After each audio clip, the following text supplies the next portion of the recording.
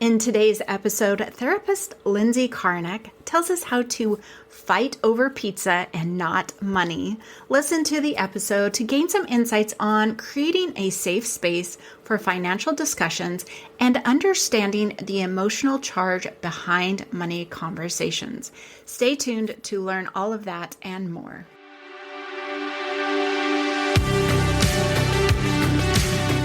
Welcome to Wealthy After 40, where I help you turn retirement uncertainty into a clear, actionable plan.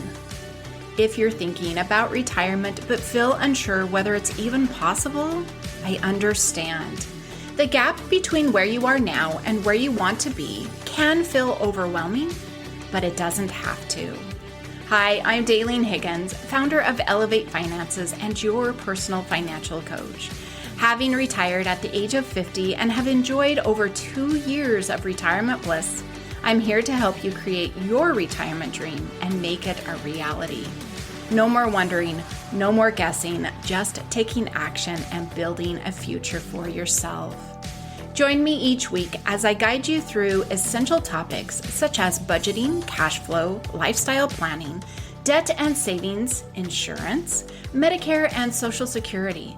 Together, we'll build a strategy to help you achieve the retirement you've always desired.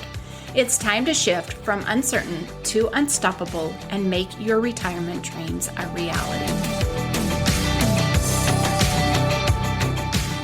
Hey there, listeners. Retirement planning doesn't have to be complicated or overwhelming. I've got you covered with my free retirement readiness checklist, a step-by-step guide to building a solid financial plan for retirement. Whether you're focused on ditching debt, boosting your savings, or mapping out your retirement goals, this checklist will guide you with clear steps tailored to where you are, whether you're 2, 5, or even 10 years away from retirement. Grab it now down in the show notes or on my website, elevatefinances.us/retire now, and start your journey to a happy, stress-free retirement today. Lindsey, welcome to the podcast. So excited to chat today about stress, anxiety, couples dealing with that, and finances. Tell us just a little bit about who you are. Well, I'm glad to be here. Thanks for having me, Deline. It's great. I'm a therapist. I see adult individuals and couples. I'm licensed in 9 states. And I also do quite a bit of keynote speaking for professional organizations, educational organizations, companies, continuing education events, retreats, conventions.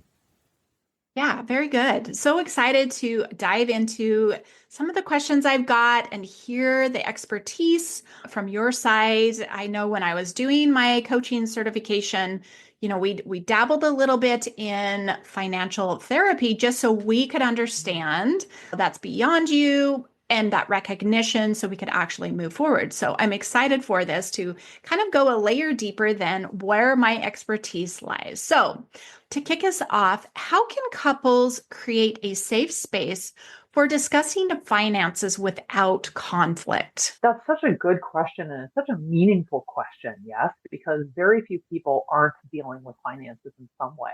There are very few people I know, I don't know about you, where that's not some kind of consideration. Most people are not avoiding that, yes. And I also think it's so interesting that we, as a culture, are super aware of how hot button other issues are in couples and relationships. But to your point, we were talking just a minute ago, financial discussions, money still seems awfully taboo. And it's really interesting because many people have gotten to the point where they're very comfortable saying something about how their family history or how they were raised or the culture in their family impacts XYZ in their adult life, but not money. They don't talk about that almost at all. And I find that really interesting because in many ways it's no different than how did your family culture influence your attitudes about any other thing, right? That's a part Yeah. of your adult life. And yet it remains this police lines do not cross kind of territory. So when it comes to cultivating a safe space for discussions about finances and money and goals and priorities, the same rules apply as every other safe space. Yes. your partner needs to know that firstly, you're on their side, that this is not an adversarial engagement. Yes, this is your partner, not your opponent. And often on any of these topics, when we already have the sense that there's a disagreement or we're not on the same page, or maybe one person is having some severe doubts or concerns that the other person isn't, we sort of default into this me and you mentality. And I'm over here on this side of the volleyball net, and you're over there on that side of the volleyball net, and this is oppositional. You better believe me. And I'm going to spike this ball across the net with enough force to make sure you get it, right? And there's going to be a winner and there's going to be a loser. And I don't want to be the loser, so I guess I got to be the winner. Yes. And so when people come out the gate with that sort of win lose mentality, obviously you've already lost a team mentality. If you're when you're on a team, you're not trying to beat your teammates, right? That's completely antithetical to being on a team. You are allegedly working together, sort of common purpose and understood goal. So taking a minute or anything else before you get into even the generalities, let alone the weeds of what you're talking about, and reminding yourself, looking lovingly at this person and reminding to yourself, this is my teammate. This person is on my side. And just as on any team, there may be disagreements about how to get the ball in the net, right? And people may be advocating for one strategy over another, or one play over another, or one piece of equipment over another. But everybody has a shared goal. And there's a shared understanding that this person next to you on this team wants the same thing you do at the end of the day, and reminding yourself that this is not an opponent situation is a really important first step to creating any safe space. Because once you've done that, you can operate with what we call PPI, presumed positive intent, which is exactly what it sounds like.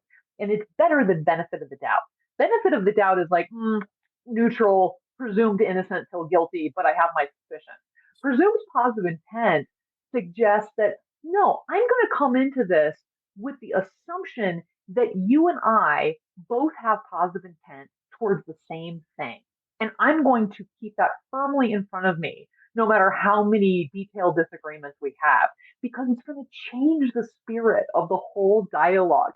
And when you say something that I find like a little iffy, instead of going, oh, you're my opponent, I'm going to go, oh, I don't know, that seems weird to me. But I'm not going to take it as an assault on what I'm trying to get done or my values or my priorities, because my values, priorities, what we're trying to get done are also yours. That's the essence of a team.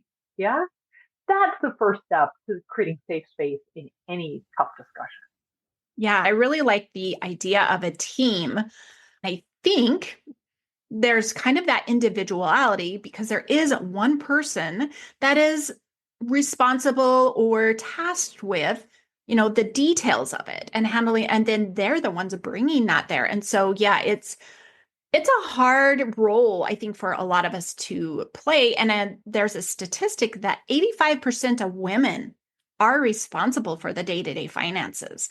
So being able to, manage them, I don't want to say manage them well, but be managing in them so that you're aware, I think will help create these conversations or the ease of these conversations so much better. But why do you feel that financial conversations can be emotionally charged? And how can couples navigate this? Like, what brings in that emotion besides the fact that, oh, I think you're my opponent? Sure. Well, firstly, the idea of money, which is a resource, and all resources, not all resources, many resources are scarce. Yes. And it's anxiety inducing out the gate as a general concept. Yes. Money is something that we rely on heavily for what we consider to be the quality of our lives. And that's not completely untrue. The quality of our lives is not solely around, hopefully, material things or financial status, but certainly it would be, I think, ridiculous to say that there's not a quality of life issue at stake for most people when it comes to finances. So I think we have to start by understanding that money is anxiety provoking for everybody in some way. People handle that differently. It comes out differently, but is fundamentally the same experience for most people. And so the charge is coming from each individual before there's ever any engagement as a couple or as a unit or as a team. Everybody's bringing their own anxieties about what it means to be financially stable, financially prepared, financially unstable, financially unprepared, right? These are all very subjective designations that mean very different things to different people. Secondly, money and finances are really symbolic of a lot of things for people. They're not just symbolic of your family culture or what money meant in your family or what it was used for or perhaps weaponized for, but ultimately money in some ways is about a kind of value, right? And the lessons we learn in our families and communities of origin, there are multiple levels of that, certainly, about what should be valued, what can be valued, how it's undervalued, what it says about you if you do value this thing over that thing, how it should be. I mean, we have these layers and years, lifetimes of narratives about what value should mean, including money. And so not only is the idea of the scarce resource anxiety provoking, but all of these historical swirling patterns and histories that we all bring to the table about what money means and looks like and what that says about our values makes the stakes feel even higher, right? We want to be known as this thing and not that thing. We want to be known as responsible and not irresponsible. We want to be known as generous and not stingy. We want to be known as forward thinking and not impulsive, or maybe not, right? I mean, the what those things mean to different people are so subjective, right? And the clashes tend to come in where people feel like their values are being challenged as opposed to like financial sense about should we open this kind of IRA or that kind of Roth, right? That's not the problem. The problem is what that all means to someone and what it means to them when somebody challenges that, right? Because for many of us, when someone says, "Oh, I don't think that's a good idea," what we hear is, "I don't think your values is good. I don't like the way you prioritize that in your meaning schema. And I'm pushing back on that," which is much harder to swallow than, "Oh, here are the reasons I think Schwab is better than Fidelity." That's not emotional. That right there is not an emotional inducing statement. But value questioning or what we hear as value challenging feels very, very threatening, especially if and when it's connected to our families of origin. Because there's some part of us that goes, "Oh, I see. And you don't like the way my mother did business either. Are you judging my mother now too?"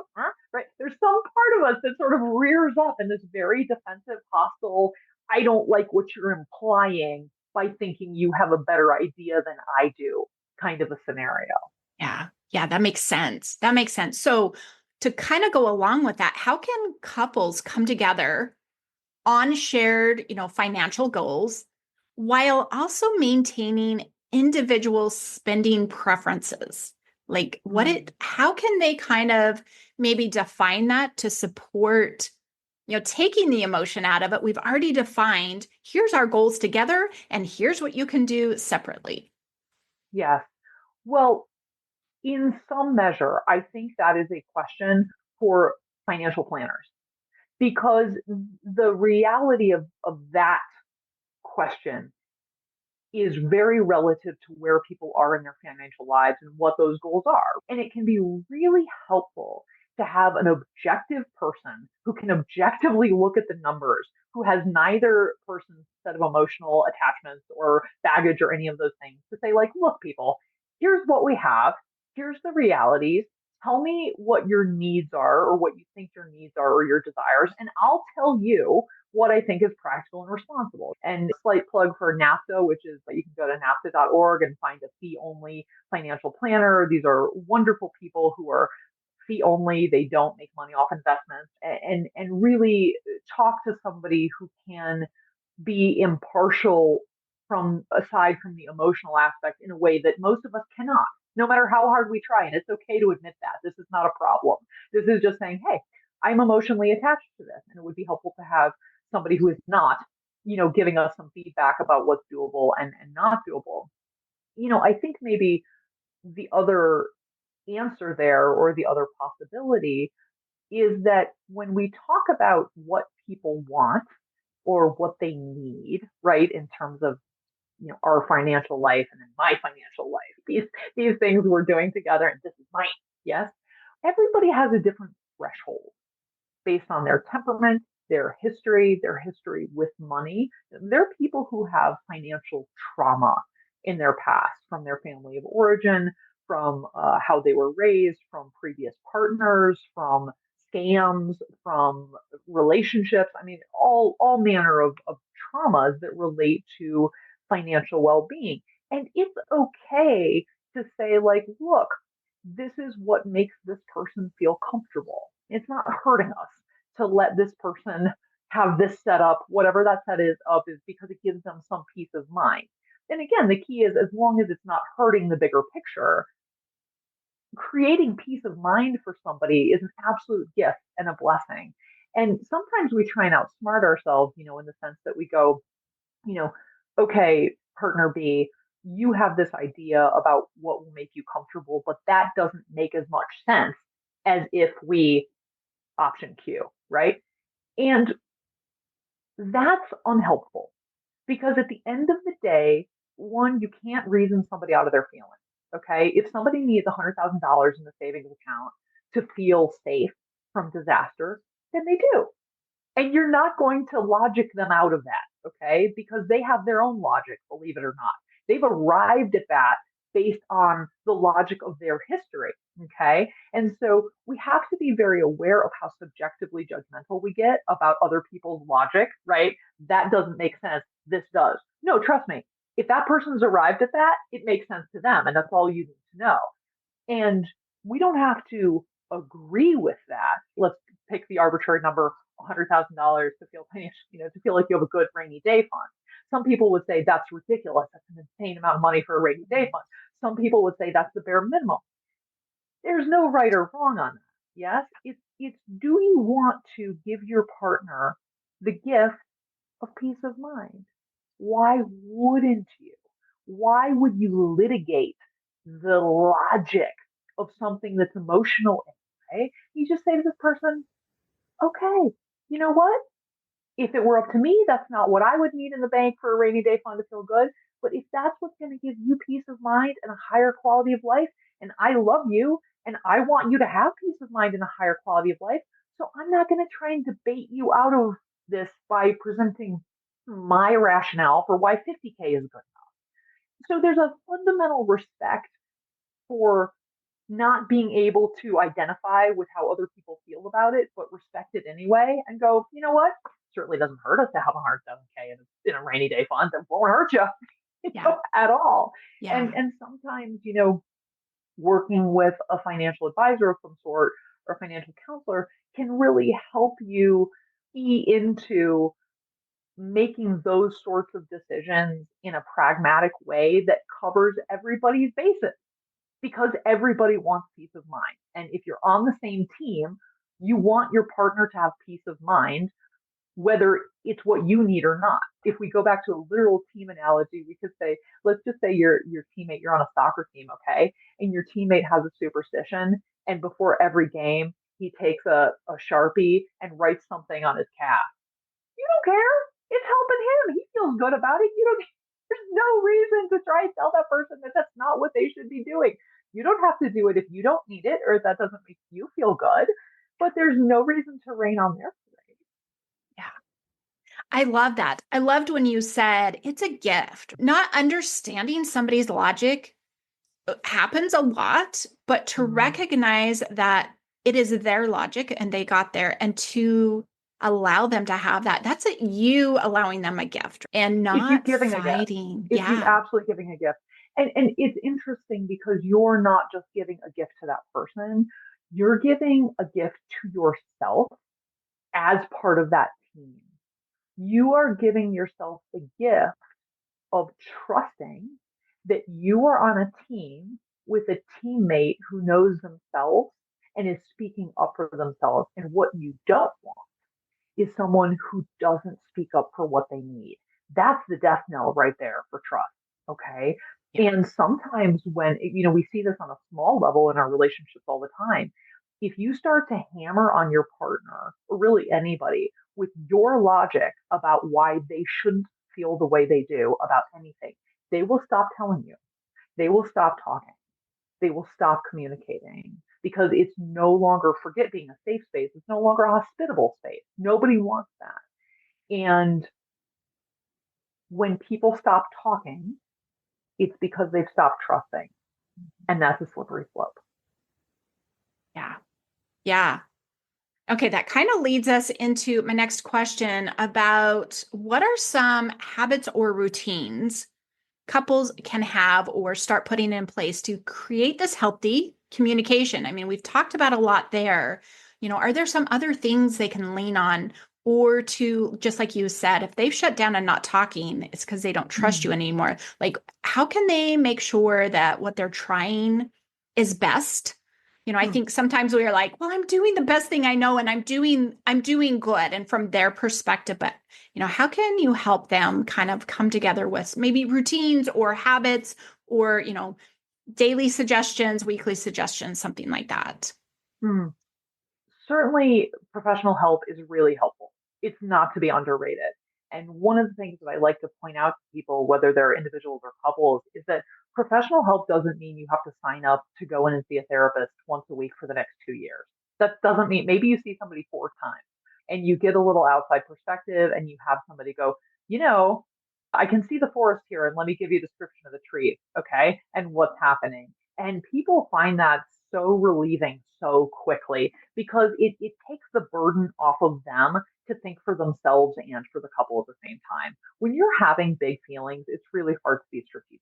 You're sort of preoccupied with your big feelings. That's the way it should be. That's okay. But it's helpful to have somebody who's not having big feelings on either side of the thing to be able to have a look and help you through that and say, here's what I would recommend that you do to help with this specific thing that you're experiencing to get to the specific goal that you want to get to. And you should have a specific goal. What is it that you want to be different in your relational functioning around money? What's the before and what's the aspirational after? You should have a very clear picture of that. So professional help is always good. And you can go for 1 session or 5 sessions or 500 sessions or somewhere in between. It doesn't matter. Use it. It's there for you. People are really good at this. Secondly, I like to suggest that people do this little exercise as often as possible.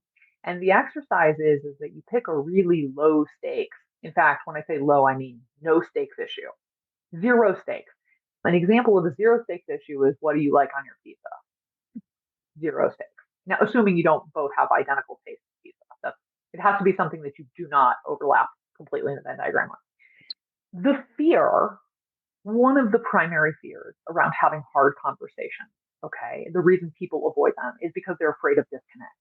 And they're afraid that when they have difficult conversations, they will feel even more disconnected from their partner. And so they avoid them, which ironically creates more disconnection. Yeah. It's just a different kind of disconnection. Yeah. It's becoming passively disconnected instead of the fear of if I actively engage in this, we will feel less connected because we will have a disagreement, we will have a fight, we will have a conflict. Yes. And so this is why people avoid them.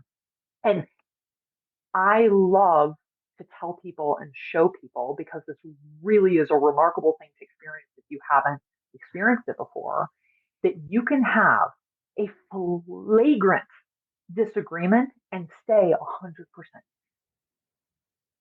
And that is a mind blowing thing to experience if you've never experienced it before, because two things tend to happen when people start to even sense disconnection.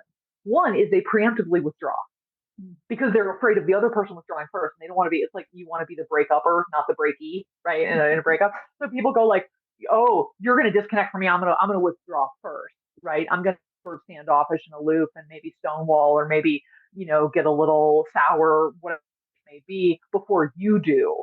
I'm preempting you disconnecting from me by disconnecting from you because it's so painful to be disconnected from. So that's how people get into fights as opposed to like disagreements is they're having a disagreement and then someone preemptively either withdraws or starts throwing grenades because they're afraid of being the one who gets disconnected from. So they do it first. Yes. So to find out that you can have a disagreement, you can qua a fight and remain connected is really, really remarkable. And what I like to suggest people do is that they sit down on the floor, okay, legs crossed, so your knees are touching your partner, and you hold out your hands and you put your hands so one person's hands are on top, one person, so you're functionally holding hands, right, in the middle. Somebody's hands are resting on their legs. Yes, you see it. And you lean in so your forehead's almost touching. So you are physically connected at the knees, the hands, and almost the forehead. And then you have a disagreement about pizza toppings because pizza toppings is no steak. Yeah. And you see what it looks like to stay connected and stay curious about something that you're disagreeing about because chances are you're going to be able to resist pulling back or throwing a grenade over pizza topping because no stakes. Yes, I mean, maybe for some people, hard to say. Once we find out that we can disagree and stay connected, that we can hold hands. I mean, this is alien concept to people because our instinct is like, oh, things just got a little tense. I'm going to drop your hand. I'm going to move away. I'm going to distance. My body posture all of a sudden is going to say, oh, I'm disconnecting from you. You're about to disconnect from me. No, I'm going to do it first. So to stay in that physical frame and have a disagreement is so powerful. So, so powerful. And because the physical connection sort of de-escalates the inclination to emotionally disconnect, you find yourself having a completely different conversation in which defensiveness, stonewalling, criticism, contempt, all the, as the Gottmans call them, the four horsemen of the relational apocalypse, just don't come up because you're not afraid of becoming disconnected. So you don't have to use those weapons because there's no risk. You can disagree all day long. You can have a vehement disagreement about whether olives are gross or not. Nobody's going anywhere. And you feel confident that no matter how deep the disagreement gets, nobody's going anywhere. And once people feel confident that the connection is going to stay in place, then they feel really open and at ease to say, like, well, I really do think olives are the grossest thing on the planet. And quite frankly, the last time somebody, got an olive anywhere near my pizza, I sent it back to the kitchen because I just can't even have the singular sliced olive on my pizza. And the other person goes, oh my gosh, you're a nut. Olives are the nectar of the gods. And everybody laughs because nobody's afraid that somebody's going to withdraw, as opposed to people doubling down and litigating their position and becoming oppositional because they fear the disconnect.